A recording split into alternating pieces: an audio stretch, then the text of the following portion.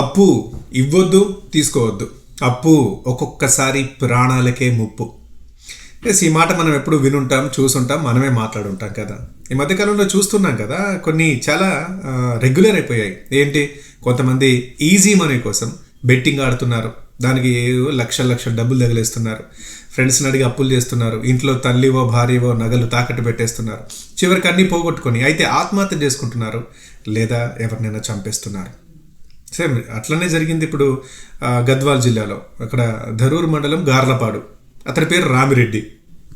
Betting అలవాటు పడ్డాడు, easy money కావాలనుకున్నాడు, friends దగ్గర అప్పులు చేశాడు, అందులో పెట్టాడు, పోయింది. భార్య నగలు తీసుకొచ్చి తాకట్టు పెట్టాడు, అవి పెట్టాడు, పోయింది. ఇప్పుడు ఏం చేద్దాం, ప్రెషర్ పెరిగిపోయింది వైఫ్ దగ్గర నుంచి, ఫ్రెండ్స్ దగ్గర నుంచి. అందుకే ఇంకొక వడ్డీ వ్యాపారి దగ్గరికి వెళ్ళాడు. ఆమె గద్వాల్లో ఉంటుంది, ఆమె పేరు విజయలక్ష్మి. అక్కడికి వెళ్ళి డబ్బు అడిగాడు. ఆమె ఇవ్వనంది ఫస్ట్, తర్వాత కొద్ది రోజుల తర్వాత చూద్దాంలే అనంది. కానీ ఆ టైంలో ఆమె చూశాడు, ఆమె మెడలో బంగారు నగలు చాలా ఉన్నాయి.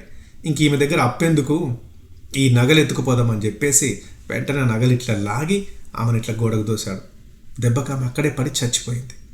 అవన్నీ పట్టించుకోలేదు, బయటకు వచ్చాడు, బంగారు నగలు దొరికాయి కదా అని చెప్పేసి వాటిని కరిగించి బిస్కెట్ చేసుకున్నాడు.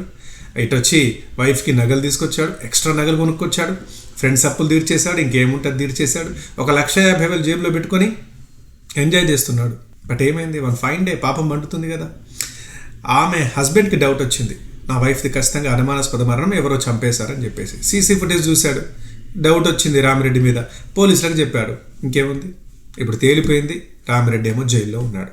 ఇప్పుడు ఏమొచ్చింది, ఒక మనిషి చచ్చిపోయింది, ఇంకొక మనిషి జైల్లో ఉన్నాడు, ఇప్పుడు నీ కుటుంబం రోడ్డు మీద పడింది. ఇట్లాంటివి వద్దు. అందుకే చాలాసార్లు అప్పు అనేది చాలా పెద్ద తప్పు, అది ప్రాణాలకే ముప్పు.